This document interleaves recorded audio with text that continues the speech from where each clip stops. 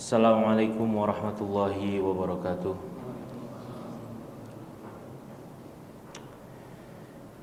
Innal hamdalillah, sesungguhnya segala puji hanya bagi Allah Subhanahu wa taala. Nahmaduhu, kita bersama memuji Allah. Wa nasta'inuhu, dan kita memohon selalu pertolongan kepadanya. Wa nastaghfiruhu, dan kita memohon ampunan kepada Allah Subhanahu wa taala atas dosa-dosa kita. Wa na'udzu bihi min syururi anfusina, dan kita memohon perlindungan kepada Allah Subhanahu wa taala dari kejahatan nafsu kita. Wa min sayyiati a'malina, dan kita juga memohon kepada Allah Subhanahu wa taala perlindungan dari keburukan amalan kita. May yahdihillahu fala mudhillalah, karena barang siapa yang diberi petunjuk oleh Allah Subhanahu wa taala, maka sekali-kali tidak akan ada seorang pun yang mampu menyesatkannya. Wa may yudlil fala hadiyalah, dan barang siapa yang disesatkan oleh Allah Subhanahu wa taala, maka sekali-kali tidak akan ada seorang pun yang mampu memberikannya petunjuk. Asyhadu an la ilaha illallah wahdahu la syarikalah, wa asyhadu anna Muhammadan abduhu wa rasuluh wa safiyuhu wa khaliluh, salawatu rabbi wa salamuhu alaihi wa ala alihi wa sahbihi wa sallama tasliman katsira. Allah Subhanahu wa taala berfirman, a'udzubillahi minasyaitonir rajim, ya ayyuhalladzina amanu taqullaha haqqa tuqatih wa la tamutunna illa wa antum muslimun. Wahai orang-orang yang beriman, bertakwalah kalian kepada Allah dengan sebenar-benarnya takwa, dan jangan sekali-kali kalian mati kecuali dalam keadaan Islam. Fa inna asdaqal hadithi kitabullah, maka sebenar-benar perkataan adalah firman-Nya Allah Subhanahu wa taala. Wa khairul hadi hadi Muhammadin sallallahu alaihi wasallam, dan sebaik-baik petunjuk adalah petunjuknya Nabi kita Muhammad sallallahu alaihi wasallam. Wa syarrul umuri muhdatsatuha, dan seburuk-buruk perkara adalah perkara-perkara baru yang diada-adakan di dalam agama. Fa inna kulla muhdatsatin bid'ah, karena setiap perkara-perkara baru yang diada-adakan di dalam agama adalah bentuk kebid'ahan. Wa kullu bid'atin dhalalah, dan setiap kebid'ahan merupakan kesesatan. Wa kullu dhalalatin finnar, dan setiap kesesatan tepatnya adalah di neraka. Hadirin sekalian, pertama-tama marilah kita panjatkan selalu puja dan puji syukur kita kepada Allah Subhanahu wa taala atas limpahan rahmat-Nya kepada kita dan beribu-ribu nikmat yang tidak bisa kita himpun. Maka kita mensyukuri nikmat-nikmat tersebut, terutama adalah nikmat keimanan dan nikmat taufik kepada amalan-amalan soleh, sehingga pada malam yang berbahagia ini kita masih menjalankan ketaatan kita kepada Allah Subhanahu wa taala dengan penuh kelapangan dada.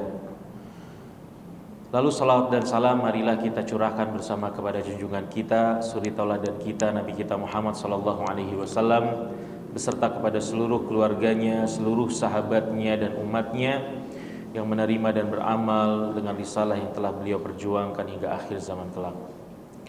Baik hadirin sekalian, segala puji bagi Allah, alhamdulillahirabbil alamin, kita kembali bisa berkumpul di majelis ilmu kita pada malam hari ini setelah kurang lebih berapa lama libur?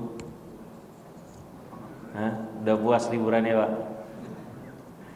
Udah berapa lama kita libur nih?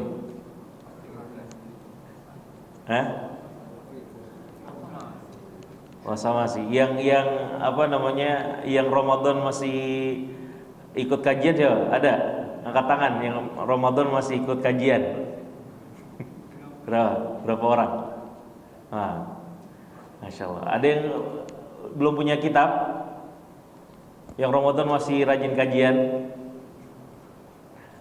Masih ada berapa? 1, 2. Masya Allah.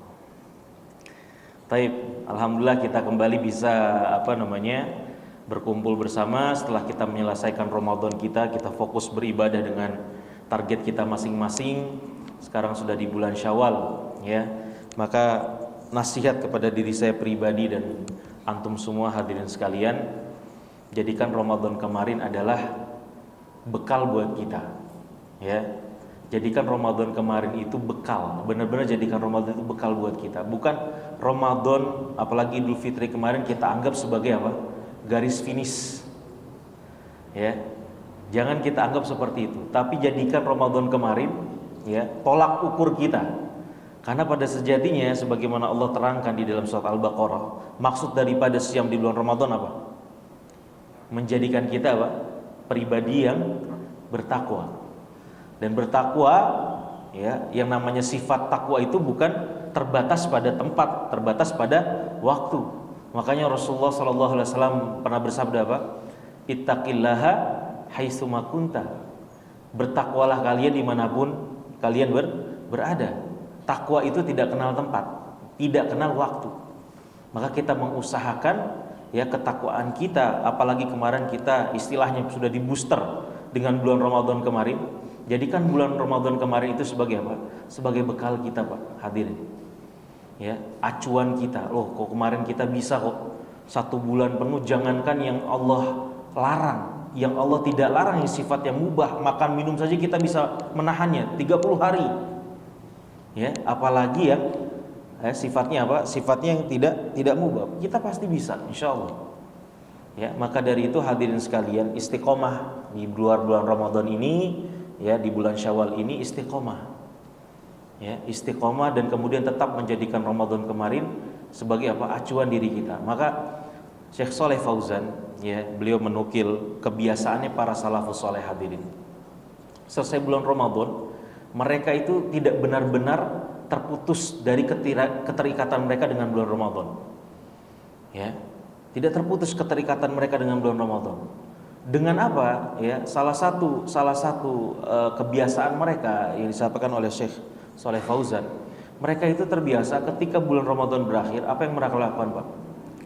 Mereka berdoa benar-benar kepada Allah Subhanahu wa taala, meminta kepada Allah Subhanahu wa taala agar apa? Amalan-amalan mereka diterima oleh Allah Subhanahu wa taala. Minta sama Allah. Karena apa, hadirin sekalian? Amalan dengan diterimanya amal dua hal yang berbeda. Apakah setiap amal yang kita lakukan itu pasti diterima, Pak? Pasti diterima atau tidak? Tidak. Kita berhusnuzon sama Allah. Ketika kita beramal, kita husnuzon sama Allah bahwa amalan ini akan diterima. Tetapi tidak bisa kita pastikan bahwa amalan kita diterima. Ya kan? Makanya kita diantara ikhtiar kita kepada Allah Subhanahu wa taala supaya amalan kita diterima, kita minta. Ini yang sering kita lupa hadirin. Kita ketika selesai beramal seolah apa? Sudah sampai di situ saja sudah. Ya, selesai. Kita enggak memikirkan, enggak meminta kepada Allah Subhanahu wa taala tentang diterimanya amalan-amalan kita. Ini berbeda halnya dengan para salafus saleh.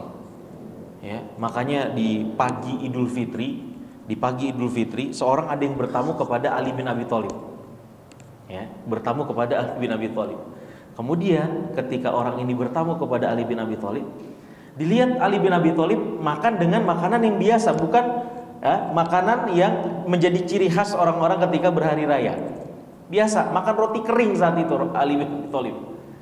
Ya, satu hal yang tidak biasa. Maka tamu ini bilang, "Wahai Ali bin Abi Thalib, kenapa ini kan hari raya? Kenapa kamu makan pakai roti kering?" Maka apa jawaban dia? Hari ini hari raya buat orang-orang yang yang diampuni dosa-dosanya dan amalan-amalannya diterima oleh Allah Subhanahu wa taala. Ya. Maka kata Syekh Shalih Fauzan, bukan hanya sepanjang bulan Syawal mereka minta sama Allah diterimanya amalan mereka, tetapi apa? 6 bulan, Pak. 6 bulan mereka minta sama Allah di sela-sela doa mereka, ketika intidharus shalah, ketika di tempat dan waktu-waktu mustajab, mereka ingat amalan-amalan mereka kemarin di bulan Ramadan. Ya kan? Kalau kita gimana? Makan sesuap ketupat langsung lupa Ramadan. Udah enggak ada lagi bau-baunya Ramadan dah. Ya. Pakai ketupat udah hilang semua. Ya kan?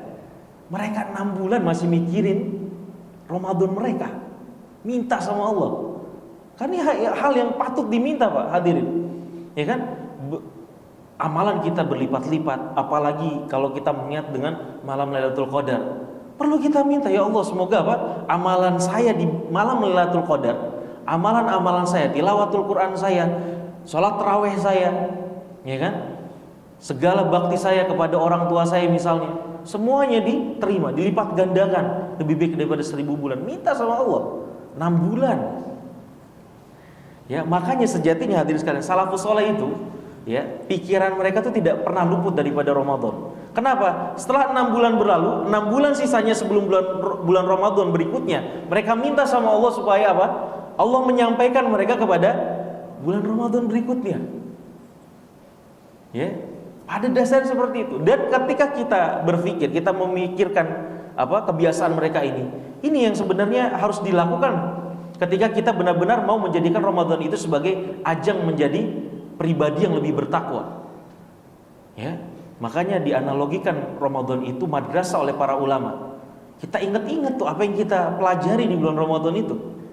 Kita ingat-ingat standar ibadah kita yang sudah kita bangun itu setinggi apa di bulan Ramadan, supaya kita bisa berkaca dengannya. Kualitas kita ketika kita mau melakukan ini, mau meninggalkan ibadah itu, kita ingat Ramadan kemarin saya setinggi itu. Ya kan? Ramadan kemarin saya setinggi itu.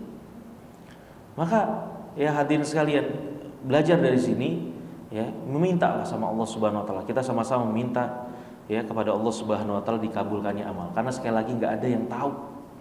Enggak ada yang tahu.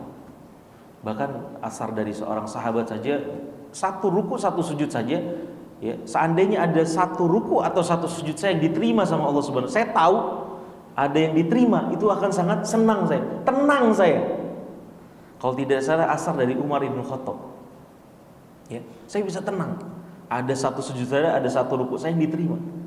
Karena nggak semua orang bisa tahu itu. Hanya sebagian segelintir para sahabat yang dikabarkan. Misalnya wanita Ghamidiyah, misalnya orang yang kemudian berzina sampai hamil, kemudian datang kepada Rasulullah Sallallahu Alaihi Wasallam, ya, bahwa dia sudah berzina, saya minta dirajam. Ya. Pernah kita ceritakan ini kan panjang. Kemudian kata Rasulullah, pulang, ya, selesaikan kehamilan dulu. Kemudian setelah melahirkan dibawa bayinya kepada Rasulullah. Rasulullah sudah melahirkan, tolong tegakkan hadnya, dirajam, minta dirajam sama Rasulullah.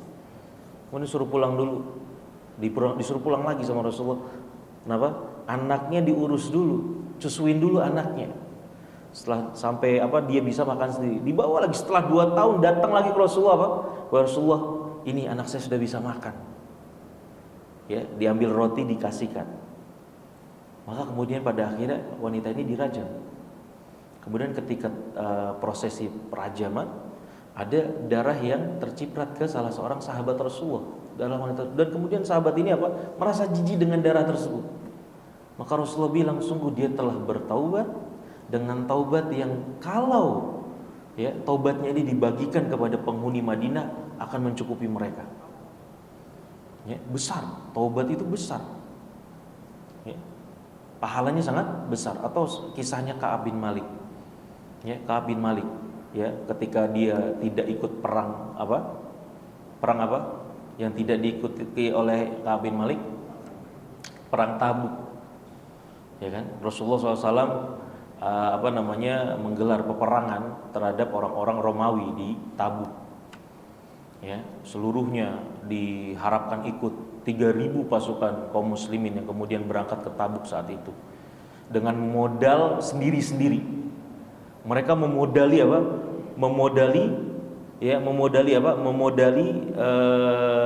peperangan mereka sendiri-sendiri, bawa tunggangan sendiri segala macamnya. Ya, mereka berangkat ke sana, maka kemudian ada beberapa sahabat, 3 orang beriman, Ka'ab bin Malik dan 2 sahabatnya. Selain daripada itu orang-orang munafik atau orang-orang yang memang tidak ada uzur untuk tidak bisa pergi berperang karena usia, karena sakit segala macamnya. Ya. Maka kemudian sampailah Rasulullah SAW kepada Madinah kembali, maka orang-orang munafik mengemukakan uzurnya masing-masing. Ka'ab bin Malik orang yang beriman, ya, sahabat yang beriman, dia orang yang bisa saja membuat alasan, tetapi dia tahu bahwa ini adalah Rasulullah. Dia mungkin bisa mengelabui Rasulullah, tetapi bisa jadi besok ada ayat turun, ya, kemudian membongkar kebohongan dia. Orang beriman. Maka kemudian akhirnya beliau diboikot. Ya, beliau diboikot. Hampir 40 hari, 50 hari semua orang enggak boleh ngomong sama dia. Ya, segala macamnya. Akhirnya Akhirnya turun kabar dari Allah Subhanahu wa taala bahwa Allah Subhanahu wa taala menerima taubatnya. Ya. Dan ini yang membuat iri, ya, membuat ghibthah para sahabat. Ya. Sahabat Ka'ab bin Malik tahu ada ibadah dia, ada amalan dia yang diterima oleh Allah Subhanahu wa taala. Maka kita meminta, hadirin sekalian, meminta kepada Allah Subhanahu wa taala agar amalan-amalan kita di bulan Ramadan kemarin diterima oleh Allah Subhanahu wa taala. Penting sekali. Ya, penting sekali. Kemudian istiqomah, ya. Meskipun secara kuantitasnya amalan kita tidak sebanyak di bulan Ramadan, tetapi ya tetap eksis. Misalnya ibadah qiyamul lail kita salat tarawih 11 rakaat. Ya, di luar bulan Ramadan karena aktivitas kita, karena mungkin keadaan kesehatan kita yang kurang baik atau segala macam, tetapi kita harus pastikan masih ada qiyamul lail, meskipun 1 rakaat atau 3 rakaat salat witir sebelum tidur masih ada. Tapi ya, siam Ramadan, di luar siam Ramadan maka kita saum sunnah Senin Kamis kah, atau 3 hari setiap bulannya. Ya, meskipun secara kuantitas tidak banyak tetapi masih ada saum sunnahnya. Infaknya juga demikian. Ya, karena apa kata para ulama, al-mudawamatu ala ta'ah min azamil barahin ala al-qabul. Ketika kita bisa continue dalam mengerjakan sebuah ibadah, maka itu adalah tanda bahwa ibadah kita diterima oleh Allah Subhanahu wa taala. Ya, sekarang kita ini menuntut ilmu nih. Ya kan? Menuntut ilmu. Di antara ini ibadah besar. Makanya kata Al-Imam Ahmad rahimahullah taala, ya, yang namanya menuntut ilmu ketika ikhlas niatnya, layak diluhu syai'. Tidak ada yang menyaingi keutamaannya.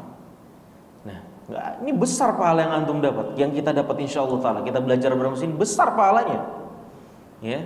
Maka bagaimana kita bisa tahu amalan menuntut ilmu kita ini diterima sama Allah? Ya. Dengan apa? Dengan konsistensi kita dalam menuntut ilmu. Ketika kita bisa istiqomah, ketika kita bisa konsisten dalam menuntut ilmu, itulah tanda bahwa Allah Subhanahu wa taala menerima amalan menuntut ilmu kita. Ya. Ini penting sekali. Baik, hadirin sekalian, bisa dibuka kitabnya. Ini kita selesaikan, ya. Kita selesaikan hadis kedua. Sebenarnya hadis ketiga, ya. Hadis ketiga ini sudah selesai atau belum nih? Ada yang ingat? Sudah selesai apa belum? Hampir selesai, ya.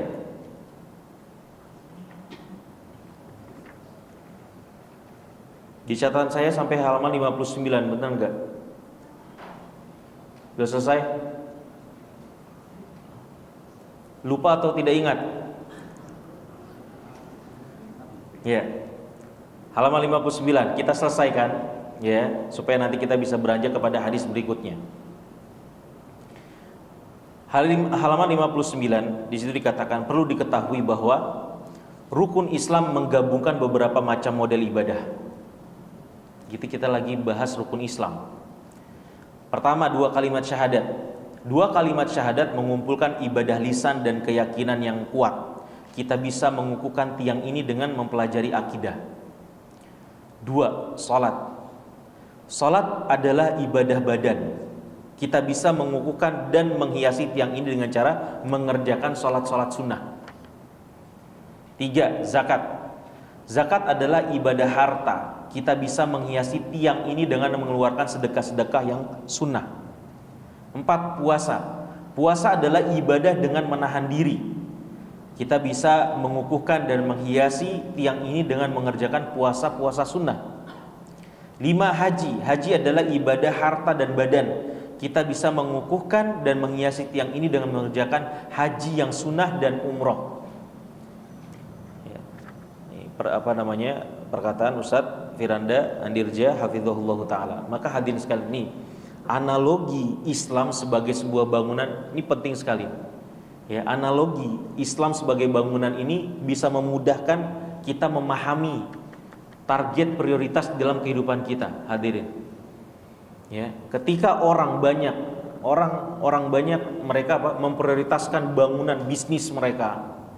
Ya, ketika ada orang yang punya target hidup itu membangun, ya, kerajaan perdagangannya, ya, membangun karirnya misalnya. Ada orang prioritas utamanya membangun keluarganya, segala macamnya. Ya, maka ketahuilah hadirin sekalian, prioritas utama kita sebagai seorang muslim, kita memastikan bangunan rukun Islam kita ini kokoh, berdiri tegak. Ya, kita sudah sampaikan ya bahwa yang namanya amalan itu bertingkat-tingkat prioritasnya. Nah, yang harus antum pastikan berdiri kokoh adalah rukun Islam ini nih. Antum benar-benar minta menjadikan apa? Menjadikan bangunan Islam ini adalah hal yang paling antum prioritaskan dalam hidup. Perbagus, benar-benar perbagus bangunan Islam ini. Ya, bangun benar-benar. Ya, minta pertolongan sama Allah Subhanahu wa taala selalu, terutama dalam urusan apa di sini? Haji misalnya. Ya kan? Ingat ada 5 kan rukun Islam. Syahadat, salat, puasa, zakat, haji. 5 nih. Jangan kemudian, ini koreksi buat kita semua hadirin sekalian. Jangan kemudian orang sebagian dari kita yang mungkin belum haji, ya, belum haji, mungkin ketika hitung-hitung uangnya nggak akan sampai, atau dengan income dia sekarang ini kalau dikumpulan ya, itu jauh banget lah pikiran mau haji misalnya. Jangan kemudian sampai di situ saja sudah. Tetapi apa? Berdoa sama Allah. Ketika ikhtiar kita memang belum bisa maksimal, ketika memang rizki kita yang kita dapatkan sekarang ini belum kita pikirkan, kita hitung-hitung ini nggak akan sampai, ya. Ataupun dengan realita sekarang kalau kita mau haji, ngantri berapa tahun? Nanti berapa tahun? 20 tahun. Nah, antum sebagian ada yang umur 60 tahun.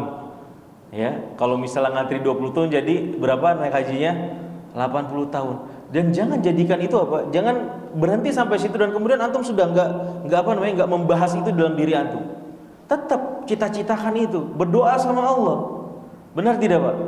Berdoa sama Allah. Ini rukun Islam sekarang nih, prioritas yang harus kita bangun nih. Ya kan?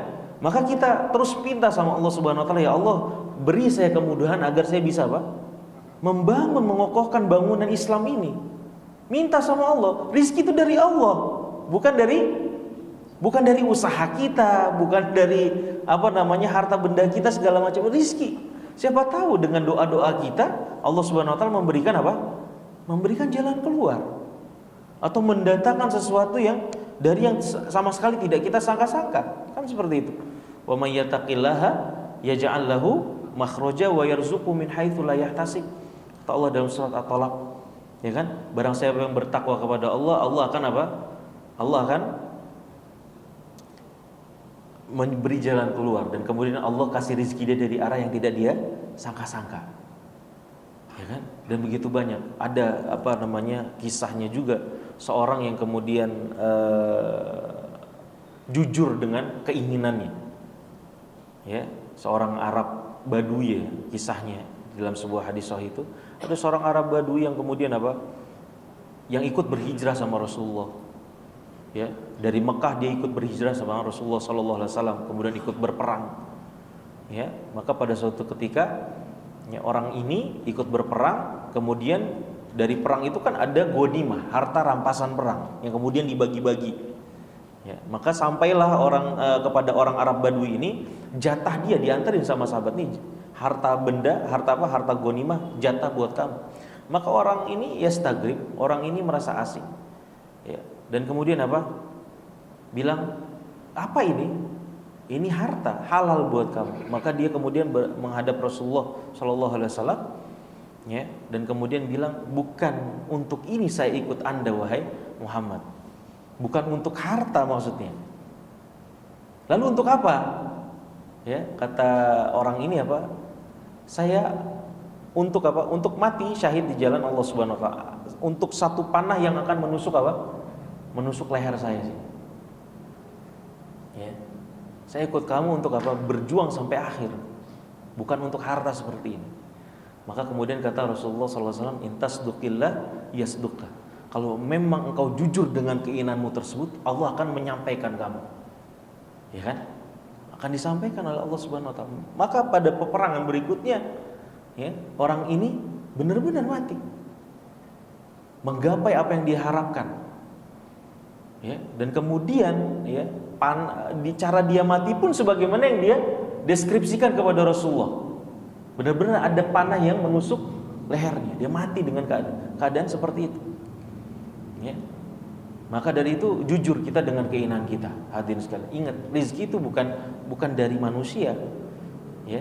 Dan kemudian rizkinya Allah Subhanahu wa taala itu, rizki dari Allah Subhanahu wa taala, kalau kita bertakwa, enggak bisa kita logikakan, enggak akan masuk hitung-hitungan kita.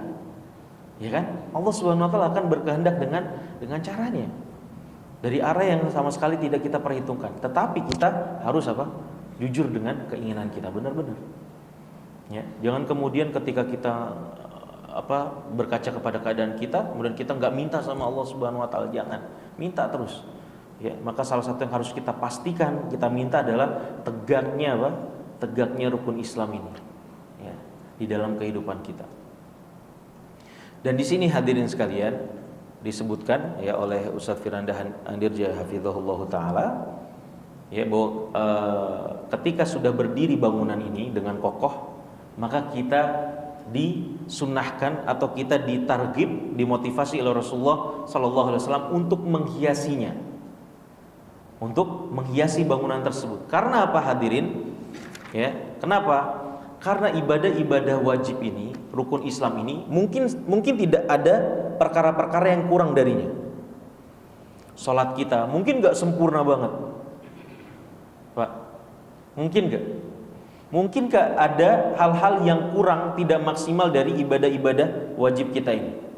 Mungkin tidak nanti dari tiang-tiang rukun Islam itu ada yang kurang. Mungkin sekali kan? Antum sholat nih Pak, sholat wajib, ya. Antum yakin gak semaksimal, full, sempurnanya? Yakin gak? Yakin gak? Apalagi antum sholat wajib dalam kondisi punya utang, ya. Dipikirin utang, apalagi utangnya ke banyak orang, si fulan. Kadang-kadang ketika sholat mikirin utang.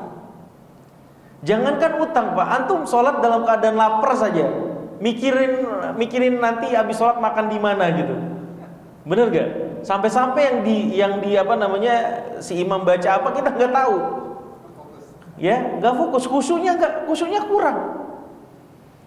Nah inilah faidah daripada kita menghiasi amalan-amalan kita. Sholat wajib kita hiasi dengan sholat sunnah kita. Ya kan? Kita hiasi itu. Kita backup istilahnya. Kalau zaman sekarang kita backup. Karena apa? Ada hadisnya. Buka halaman 60. Buka halaman 60. Ini fungsi daripada ibadah-ibadah sunnah yang kita lakukan untuk menghiasi ibadah-ibadah wajib kita, ibadah-ibadah inti dari rukun Islam itu sendiri. Ya. Halaman 60. Yaqulul muallif hafizahullah taala, ketahuilah sesungguhnya amalan-amalan sunnah itu sangat berguna untuk memenuhi kekurangan-kekurangan yang terjadi ketika kita mengerjakan ibadah rukun Islam. Mungkin sekali sholat kemarin misalnya antum siam Ramadan, benar ya sempurna siamnya ya? Emang iya menahan lapar, menahan haus, tetapi mulutnya, waduh, masih sadis mulutnya, ya. Kemudian debatnya di grup-grup WA masih brutal, apalagi lagi ngomongin 1, 2, 3, masya Allah, ya kan? Ini Ramadan kemarin kan, masa-masanya itu, ya enggak? Ada kurang-kurangnya ada daripada ibadah-ibadah kita.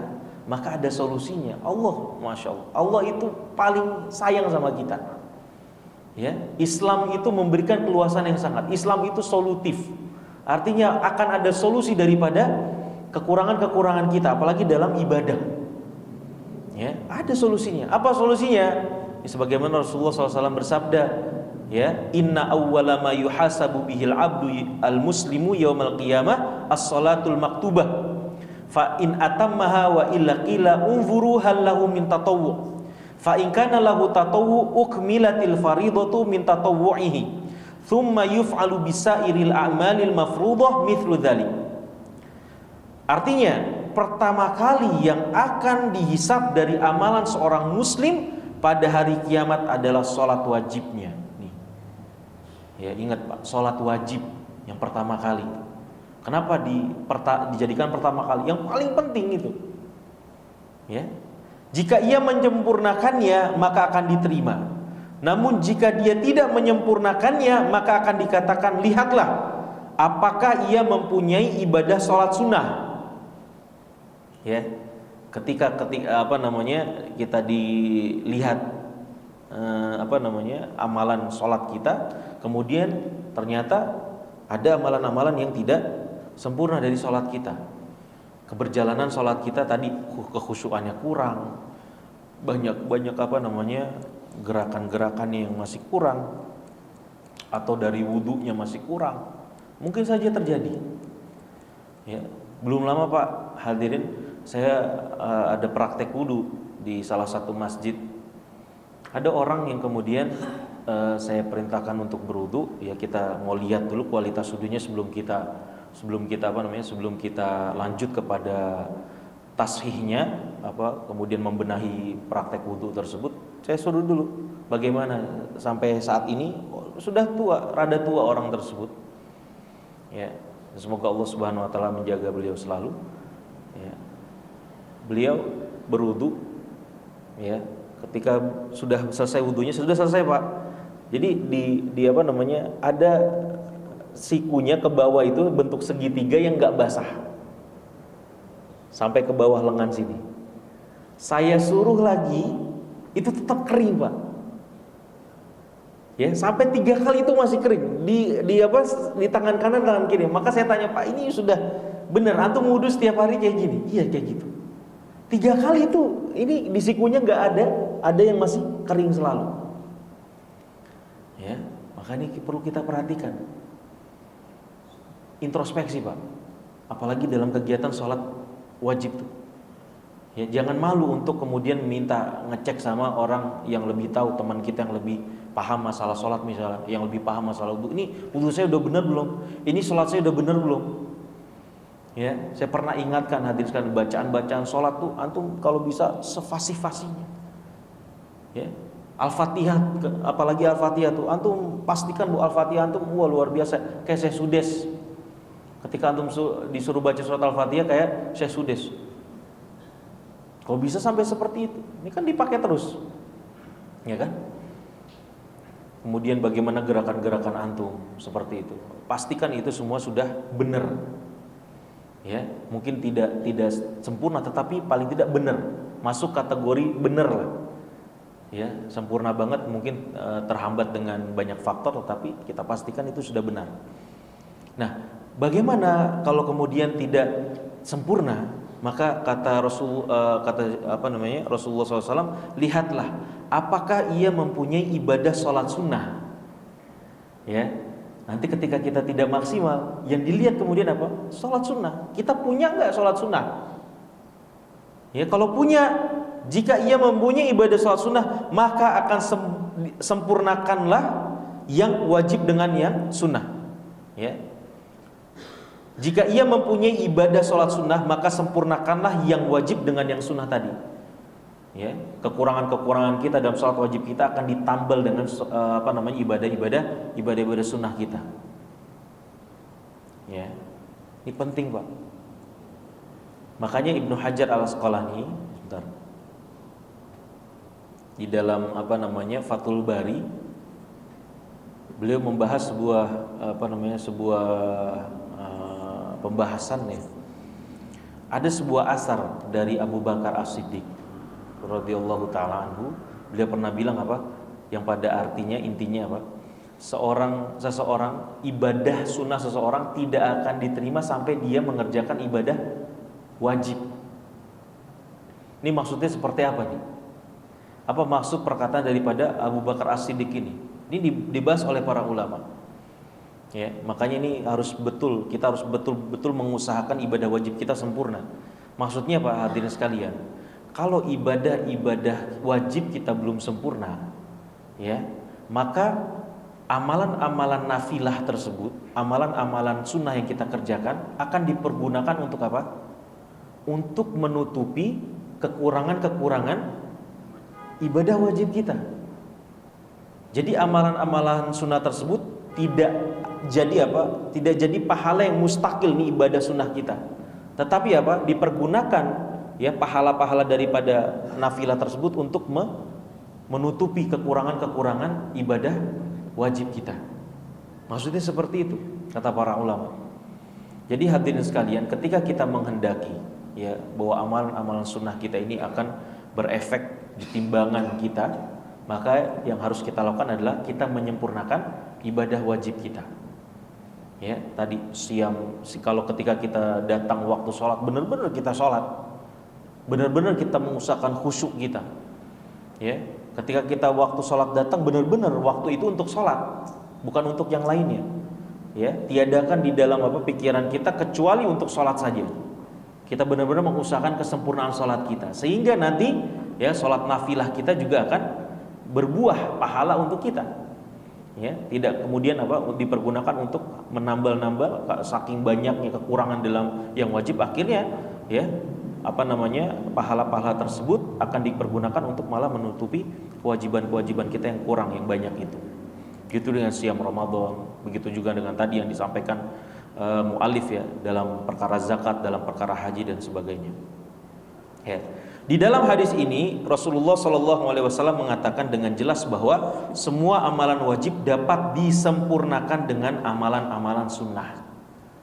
Ya, dan Ibnu Hajar Al-Asqalani juga membahas di dalam kitabnya Fathul Bari, maka sholat nanti akan ditutupi dengan perkara-perkara sholat. Ya, siam wajib kita Ramadan akan ditutupi kekurangannya dengan ibadah-ibadah saum juga, sebagaimana kata Ustaz Firanda.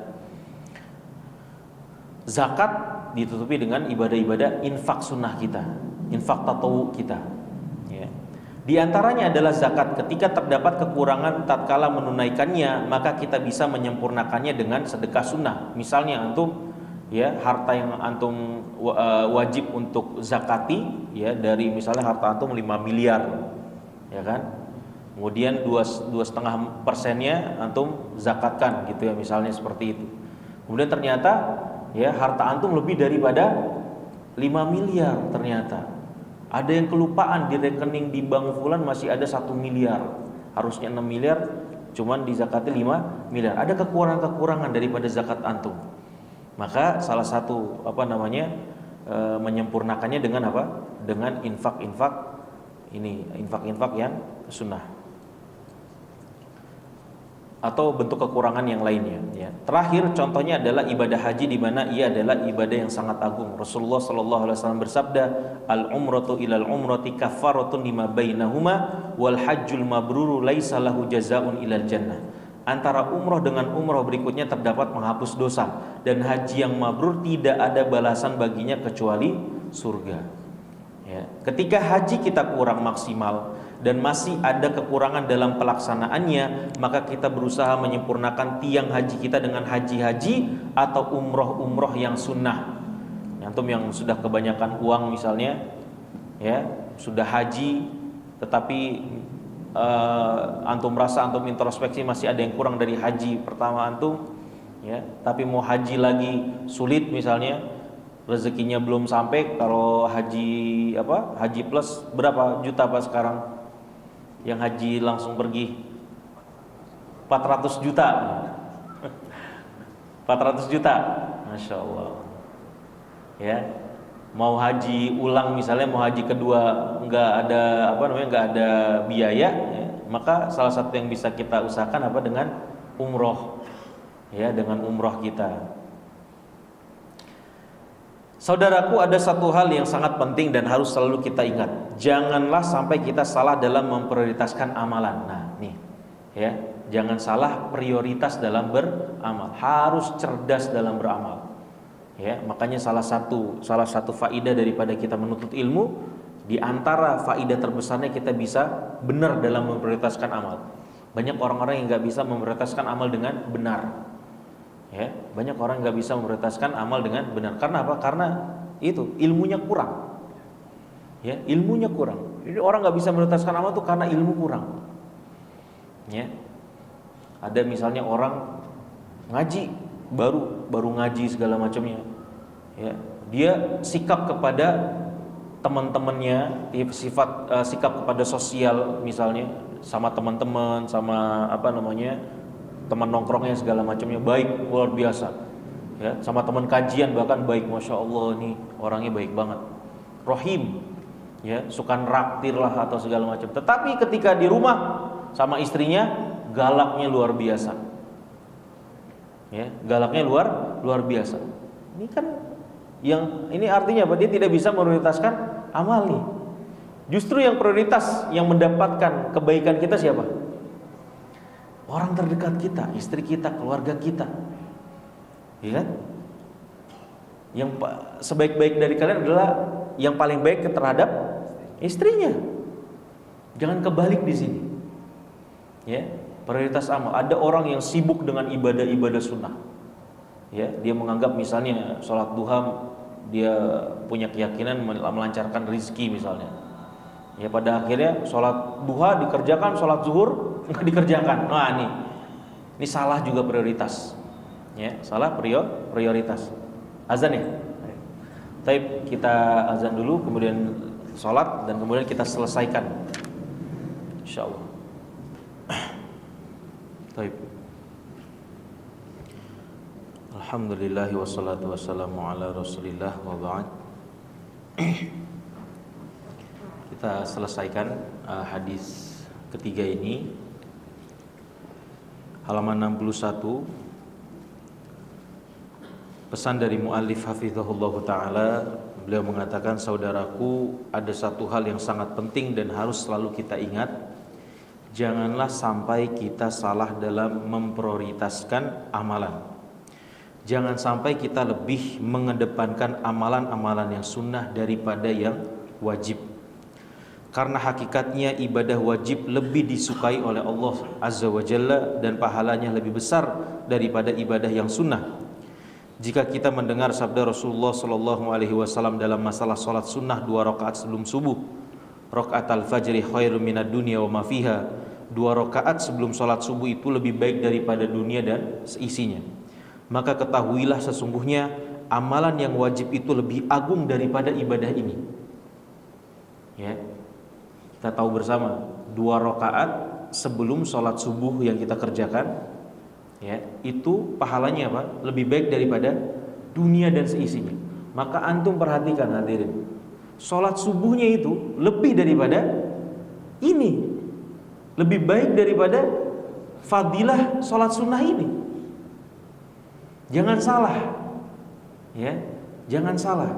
Antum prioritaskan salat sunnah fajarnya, ya, dalam penuh kekhusyuan misalnya, karena mau mengincar dunia dan seisinya.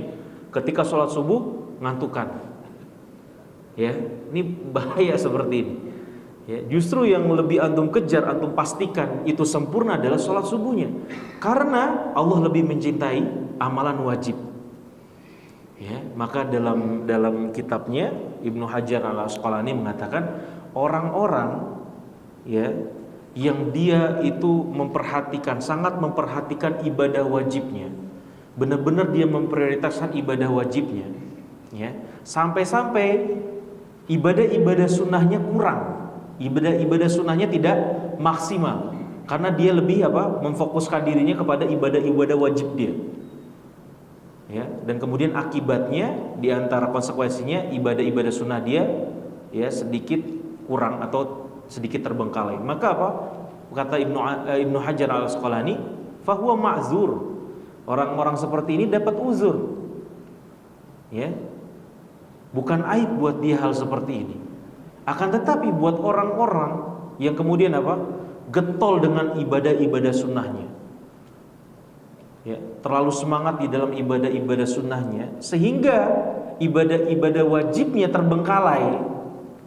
Ya, kebalikan dari yang pertama, ibadah-ibadah wajibnya nggak sempurna, maka maka inilah orang-orang yang tertipu, kata Ibnu Hajar. Orang-orang yang tertipu dengan oleh setan. Ya, makanya nggak boleh kebalik.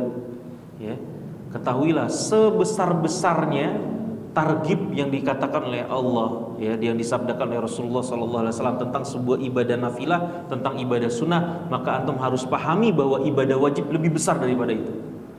Lebih besar daripada itu. Cintanya Allah, ya. Allah paling cinta. Allah paling cinta ketika kita bertakarub dengan ibadah-ibadah yang wajib, ya. Lalu betapa sering kita merasa mendapatkan pahala dari Allah Azza wa Jalla ketika mengamalkan ibadah-ibadah yang sunnah. Halaman 62, ya. Betapa sering kita merasa mendapatkan pahala dari Allah Azza wa Jalla ketika mengamalkan ibadah-ibadah yang sunnah.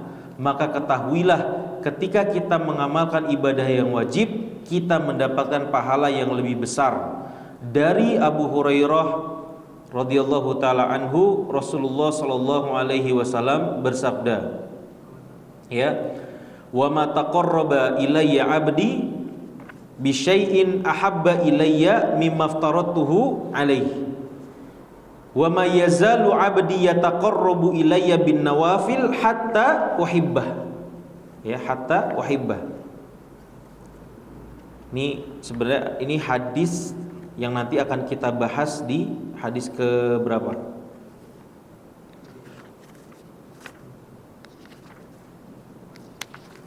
Hadis ke berapa? Wa ma taqarraba ilayya 'abdi. Bentar.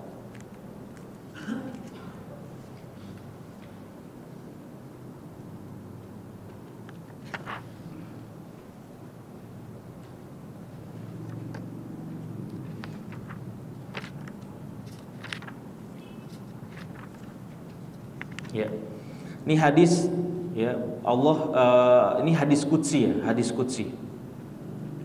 Dan tidaklah seorang hamba itu mendekatkan diri kepadaku dengan satu amalan pun yang lebih aku cintai daripada dia mendekatkan diri kepadaku dengan ibadah-ibadah yang wajib. Jadi konsepnya adalah, ya, Allah Subhanahu wa taala paling cinta ketika kita bertakarub kepada Allah dengan ibadah-ibadah yang wajib. Ya, ini yang harus antum perhatikan baik-baik. Dan senantiasa seseorang hamba mendekati diri kepadaku dengan hal-hal yang sunnah hingga aku mencintainya. Ya, maka runtutannya itu, hadirin sekalian, kita pastikan dulu ibadah-ibadah wajib kita sempurnakan, karena ini paling Allah cintai. Dan kemudian ketika kita sudah bisa menyempurnakan, atau paling tidak kita rasa sudah sempurna ibadah kita tersebut, barulah kita, ya, menghiasi itu semua dengan amalan-amalan sunnah. Ya, ini hadis sebenarnya kalau dilanjutkan, ya, ketika Allah Subhanahu wa taala mencintai hambanya, ya, maka Allah Subhanahu wa taala dalam hadis qudsi ini mengatakan, ya, kuntu sam'ahu alladzi yasma'u bihi.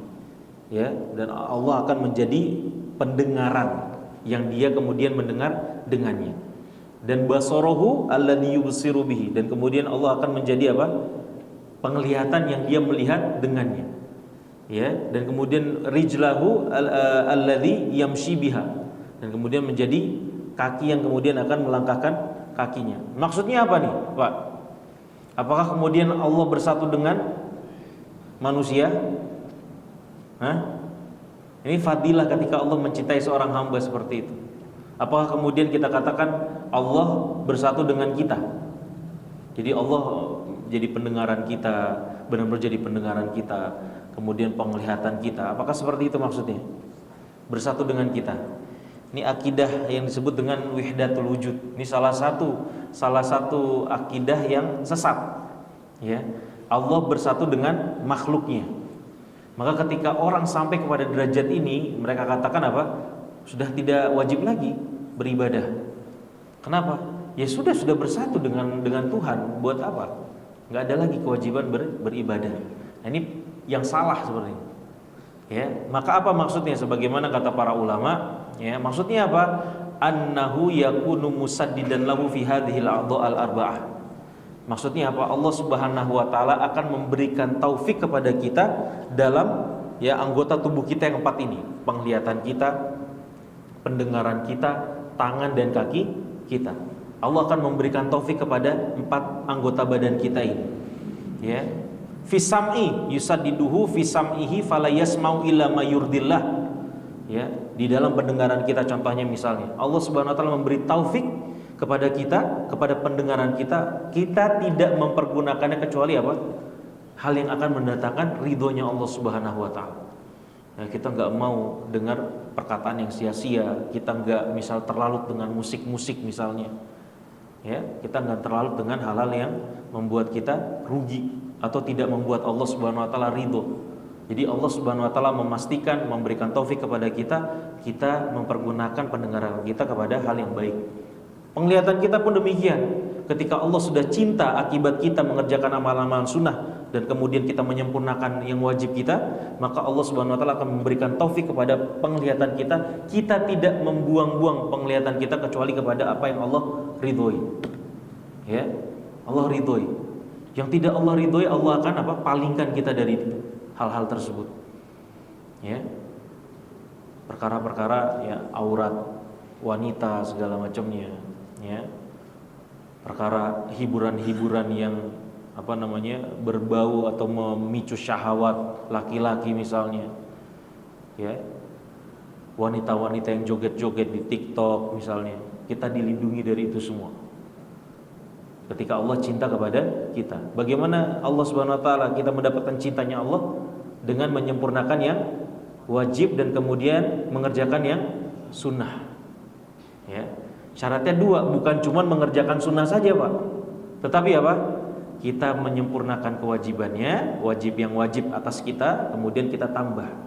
Bukan karena mengerjakan sunnah-sunnah saja, kita rajin mengerjakan sunnah saja, tidak demikian. Ya. Dan kemudian juga tangan kita diberi taufik oleh Allah Subhanahu wa taala tidak dipergunakan kecuali yang akan mendatangkan ridhonya Allah.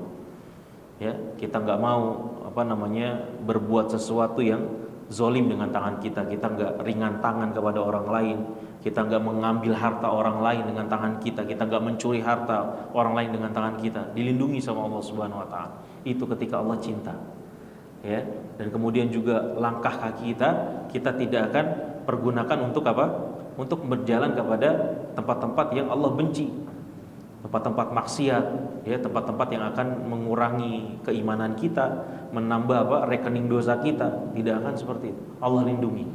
Maka ini menjadi motivasi kita bersama hadirin sekalian, ya, daripada hadis ketiga ini, bangun benar-benar rukun Islam kita. Bangun bangunan Islam kita. Minta taufik kepada Allah Subhanahu wa taala agar kita bisa menyempurnakan bangunan Islam kita, dan kita meminta taufik kepada Allah Subhanahu wa taala agar bangunan Islam yang sudah kita bangun tersebut kita bisa hiasi dengan amalan-amalan sunnah. Ini aktivitas utama hidup kita nih, kayak gitu. Ya, jangan terobsesi dengan bangunan rumah kita megah-megahin. Ya. Sementara kita tidak paham kewajiban kita yang satu ini. Boleh nggak rumah megah? Boleh nggak, Pak? Boleh kalau ada duitnya, ya. Boleh nggak punya kendaraan? Boleh nggak bangun kerajaan bisnis antum misalnya? Boleh nggak bangun popularitas antum misalnya? Ya, selama itu tidak berbenturan dengan syariat, ya tidak masalah. Tetapi perlu antum perhatikan bahwa yang paling prioritas kita bangun adalah bangunan Islam ini. Ini akan menentukan. Antum lagi mengejar apa, Pak? Lagi mengejar bangunan karir, lagi mengejar bangunan rumah tangga, lagi mengejar bangunan itu satu waktu bisa saja Pak, terhenti dengan habisnya jatah waktu hidup antum di dunia. Antum lagi bangun, lagi bersinar-bersinarnya dalam dagangan antum, perdagangan antum, bisnis antum, tiba-tiba Allah panggil antum. Ya, tetapi kalau kita ya dengan aktivitas kita membangun dunia kita tersebut, kita punya prioritas paling utama bangunan ini, kita insya Allah nggak akan rugi. Ya, kita menjadi orang yang benar-benar memastikan bangunan Islam kita baik. Ketika kita menghadap kepada Allah Subhanahu wa taala, tiba-tiba kita dipanggil, kita bisa ya menjelaskan bahwa kita sedang memprioritaskan bangunan Islam yang sedang kita bangun. Kan seperti itu. Maka jadikan prioritas kita ini utamanya adalah membangun Islam kita dan kemudian menghiasnya dengan ibadah-ibadah sunnah kita. Baik, hadirin sekalian, demikian yang kita bisa sampaikan. Alhamdulillah kita selesai. Insyaallah selanjutnya kita akan masuk kepada hadis keempat. Kita kuis dulu sepertinya ya. Atau mungkin sekalian kalau ada yang mau ditanyakan silakan. Nih silakan diambil. Kita kuis. Iya silakan.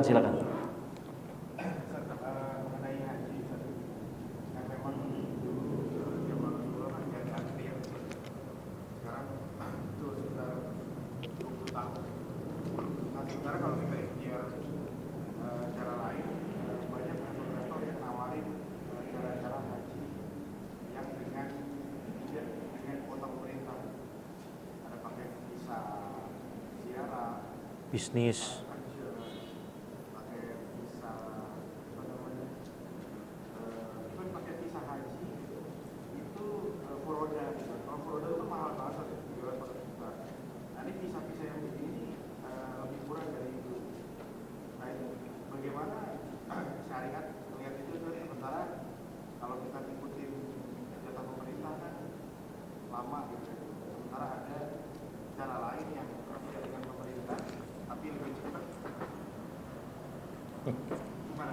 Ada yang punya travel di sini? Sini ada yang punya travel nggak? Ya, Anda paham tuh. Ya, emang prakteknya, realitanya seperti itu. Ada opsi selain daripada ikut kuota pemerintah kan seperti itu. Kalau haji furoda resmi, ya kan? Benar nggak Pak? Resmi nggak? Bukan masalah resminya, jadi gini. Yang namanya haji itu kan ada tasrihnya, benar nggak? Itu tasrih itu surat izin yang diterbitkan oleh pemerintah Saudi Arabia buat orang-orang yang mau berhaji. Ya, maka yang harus kita perhatikan, kita punya nggak nih tasrih ini nih? Ya, kita punya nggak surat izinnya itu? Ketika kita misalnya ikut apapun itu visanya, mau visa apa namanya, visa bisnis kah, visa dagang atau visa segala macamnya, kita punya nggak nih surat izin ini? Atau dari visa yang tadi kita pilih itu akan membuahkan kita visa apa namanya, surat izin naik haji ini apa tidak? Ya, karena nanti Pak hadirin sekalian, itu prakteknya memang ya, sebagian travel itu ada yang menyajikan visa itu, tetapi nanti ketika antum naik haji, antum tuh kayak apa namanya, kayak belut, kucing-kucingan, bener, kucing-kucingan. Ya, contohnya misalnya ketika landing dari mana, dari Indonesia ke Saudi Arabia, ya, itu landingnya nanti akan ada apa namanya, ada schedule-nya tuh. Nanti landingnya bukan di Jeddah, bukan di mana, bukan di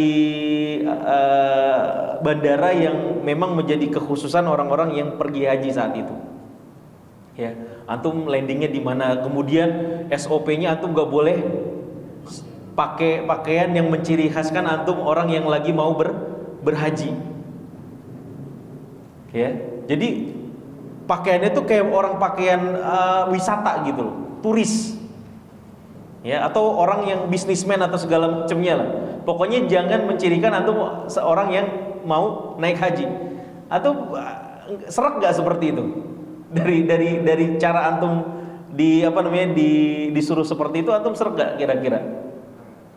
Ya, ini kan antum lagi mau melakukan sesuatu yang ilegal sebenarnya nih, bener nggak?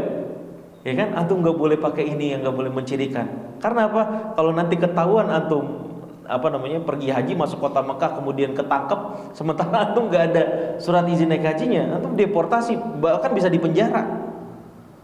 Ya, bahkan bisa dipenjara. Nanti ketika misalnya selamat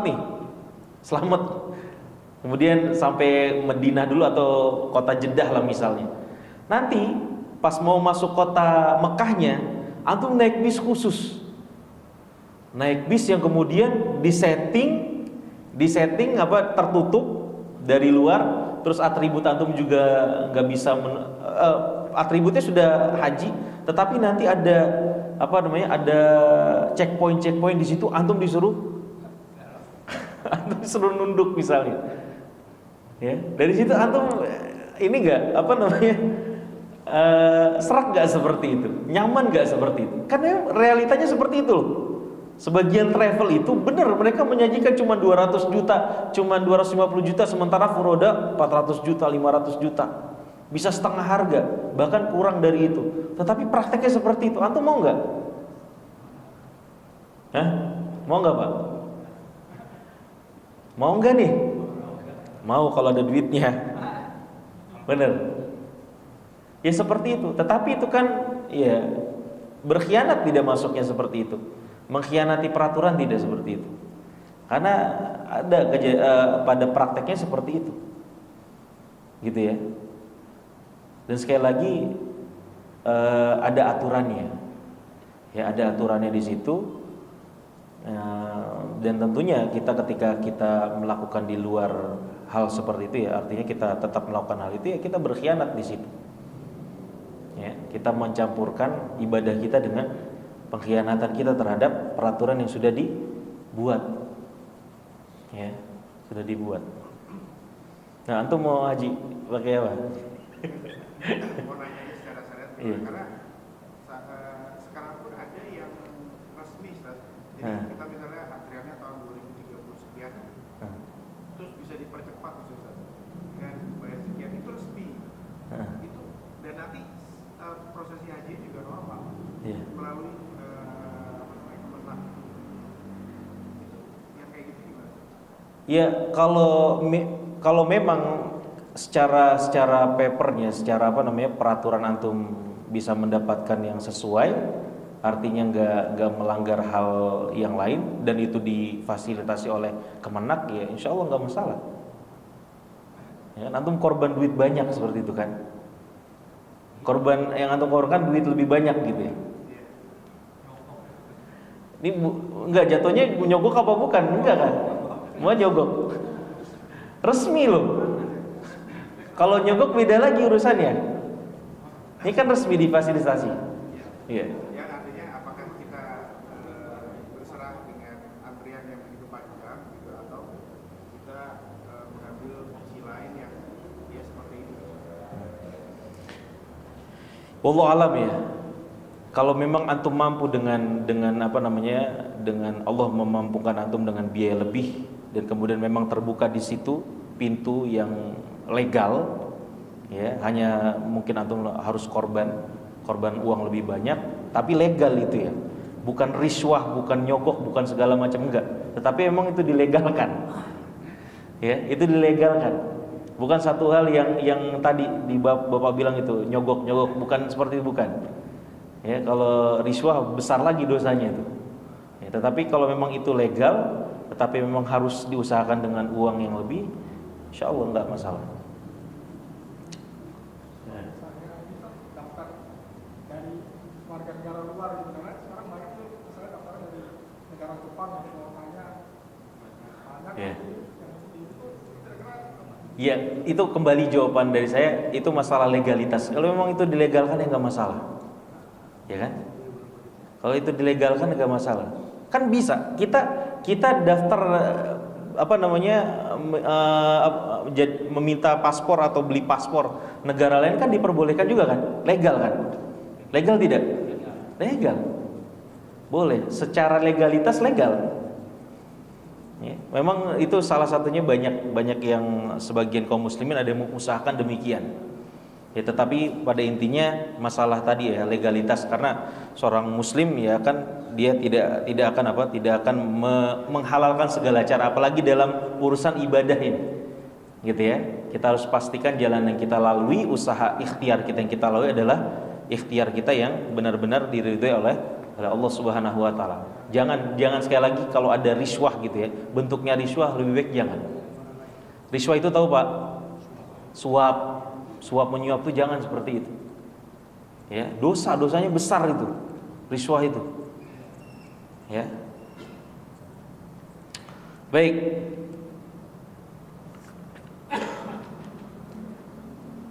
Tutup buku lah, khususnya tutup buku. Pemahaman. Uji pemahaman.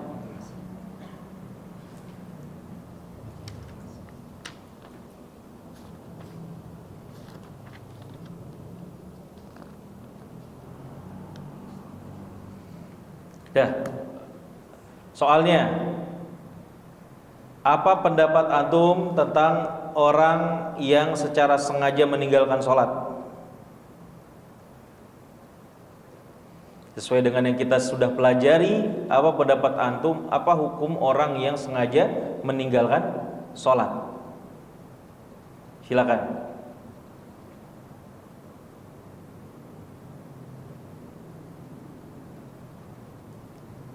Dari yang sudah kita pelajari, apa hukumnya orang yang secara sengaja meninggalkan sholat?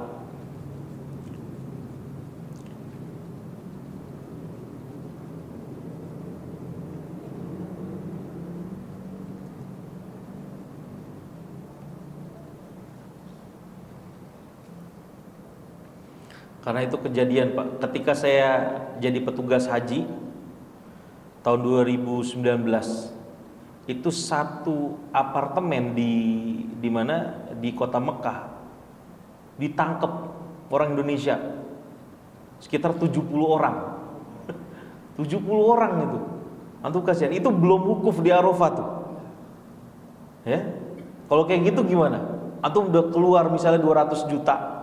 Antum selain ke travel, antum udah pergi sampai mana? Sampai Mekah tuh, udah sampai Mekah. Udah sampai Mina tuh. Ya, tetapi belum apa? Belum wukuf, belum mulai prosesinya. Udah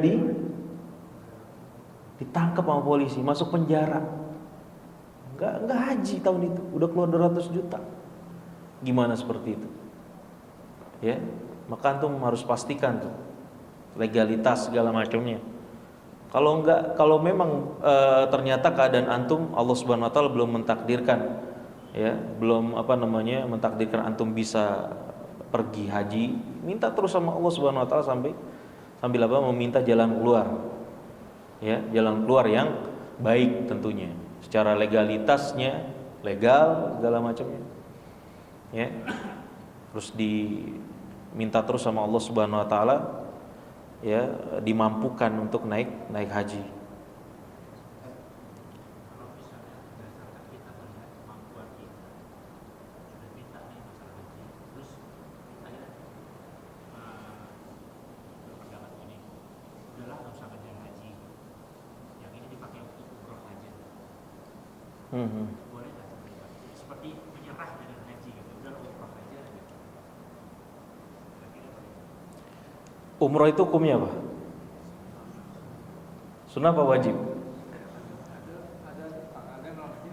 Iya, perbedaan ulama di situ. Ya, umroh juga hukumnya ya antara wajib dan sunnah.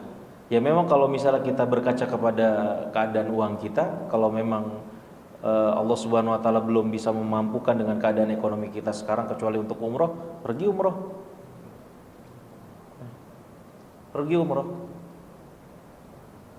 Sambil minta di sana. Nah, itu mantap. Ya, tapi minta sana sama Allah Subhanahu wa taala. Ini kalau keadaan antum memang kalau berpikir haji itu jauh banget.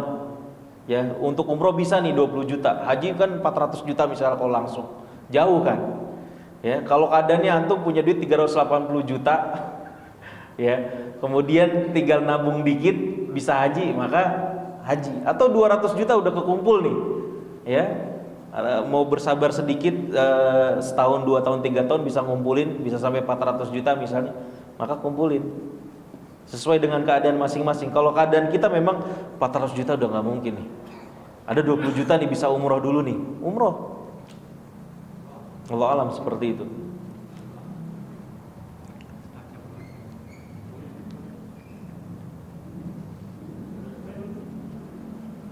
Ayo jawab nih, mumpung belum terlalu banyak yang hadir nih. Mengenai sholat Ustaz, untuk membaca Al-Fatihah setelah imam sholat jahar, yang terkuat pendapat yang mana sih Ustaz? Kita membaca atau mendengar? Gak usah, mendengarkan saja. Karena ada Ustaz yang Ya, di dalam mazhab Syafi'i memang harus baca. Ya. Tetapi insya Allah yang kuat adalah kita mendengarkan. Qiraatul imam sudah cukup buat kita.